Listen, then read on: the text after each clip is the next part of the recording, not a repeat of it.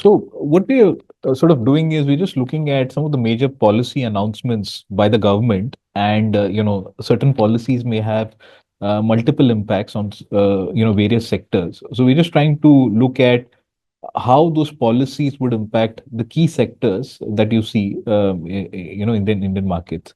So starting with one of the major announcements, and the key word, at least last year, was the housing segment. As we India know, the mortgage penetration is roughly around 11%, which is fairly underpenetrated by any standards globally. So there was a clear thrust to improve the housing, especially at the bottom of the pyramid, or what you look at, what you call as the affordable segment. And so unfortunately, it did not work out as planned. If you were to look at the allocated budget last year and versus what the government actually delivered in FY25, so there was a shortfall. And against that shortfall, if you look at the budgetary allocation in FY26, there seems to be a sharp jump. So it is broadly on this because of the base impact. So our view is that government would have to invest in this segment, and the investment is via some of the credit link subsidy that the people would get. For example, if you have a 100 rupee mortgage loan, and there are certain interest payments that you would have to do, the government would subsidize a part of that loan, especially in the affordable segment. So, given these things continue, it is still positive for some of the lending players. Some of the banks who have large mortgage portfolio, especially within the affordable segment. Also, there are quite a few NBFCs, affordable NBFCs, and few affordable housing companies that you see. So, for them, growth continues as it was. Execution has to be seen. The other clear thrust, especially, was in the MSME. Now, government clearly recognizes that this is a segment which adds to the export kitty. Also, Honorable Finance Minister said that almost 45% of Indian exports come one or the other through ways through MSME, and there's a large employment generation pool also. So here there are two, three things that government did. One was improving the credit guarantee program. For example, again, if you were to take a 100 rupee loan from a bank catering to an MSME, let's say assume the NPAs on that are two rupees, broader NNPA. So what will government do is government will sort of guarantee a percentage of losses on that book, and when that happens, your credit offtake increase multifolds, because now what a 100 rupee loan that could be given can become 200, because the losses are covered in a higher manner.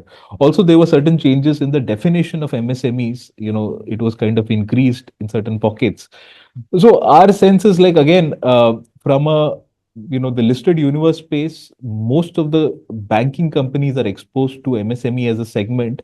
And if you were to look in the past 3 years, this segment has grown very fast, especially after COVID, because two, three things happened. One was GST, activity. So there were a lot of compliances being followed by a lot of MSMEs was registered under Udyam scheme or so on and so forth. So a lot of them came to the formal credit market, and the banks could also see the transactions happening. So there is increased focus by the whole a lot of lending players to the MSME segment, and our sense is that thing would still continue, especially given what the new regulations are.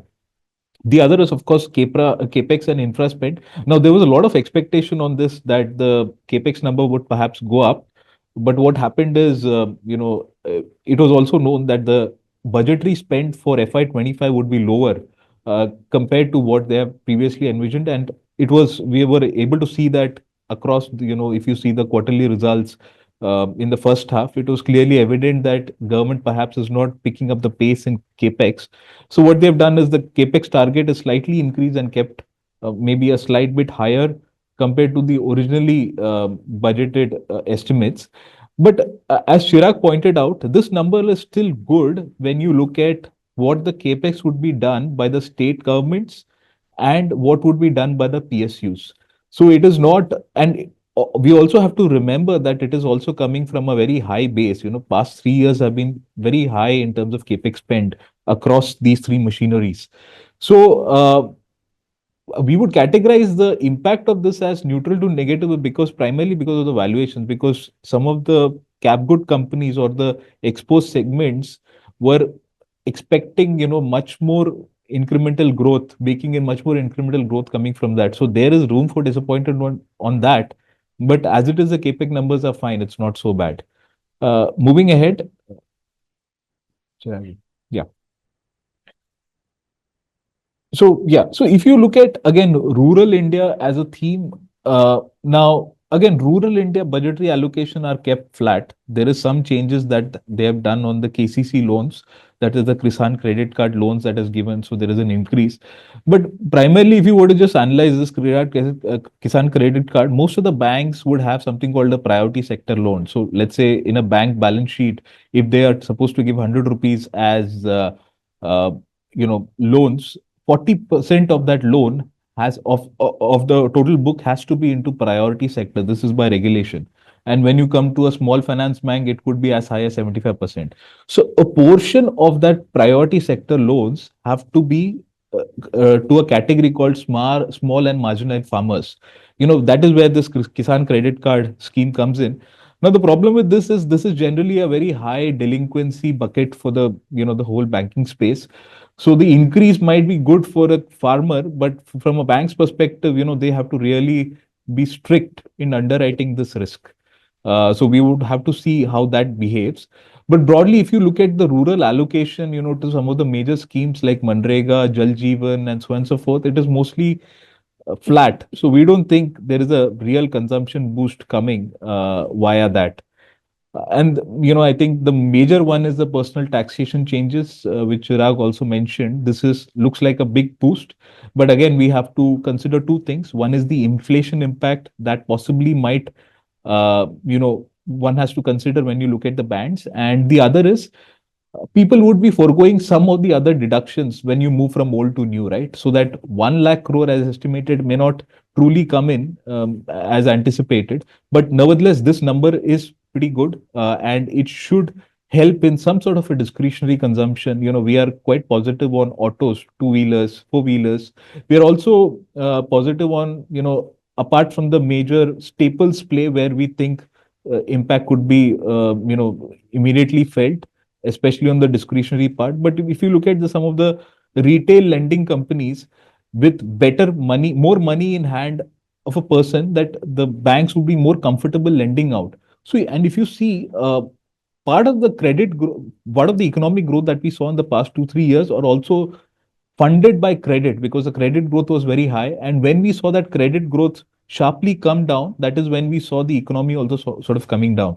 Now, some of this retail segment can again get kickstarted because banks would, or NBFCs, what have you, would be more likely to give loans. So this personal taxation changes are positive in quite a few sectors, as we highlighted. There were also certain changes within duties, especially I think the major one was with respect to the EV manufacturing, the lithium ion. There were some facilities being set up by certain players, and there were more deduction within that segment.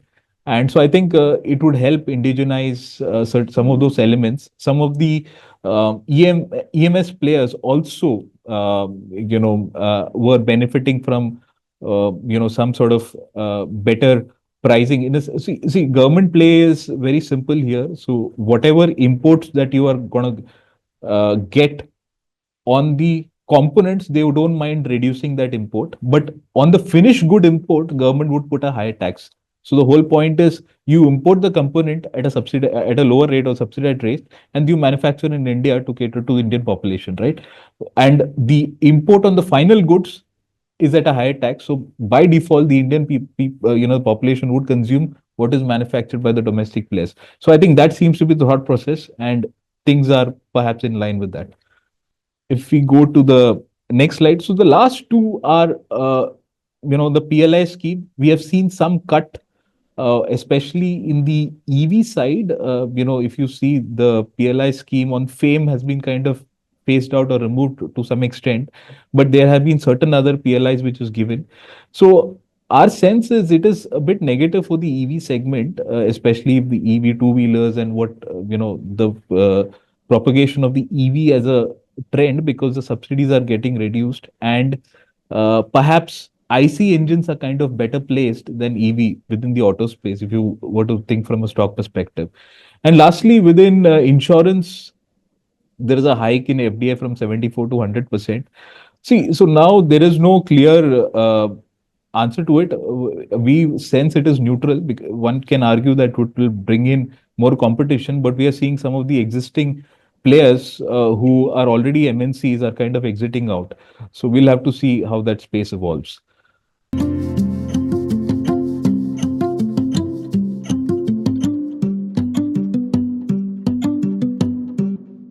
Mutual fund investments are subject to market risks. Read all scheme related documents carefully.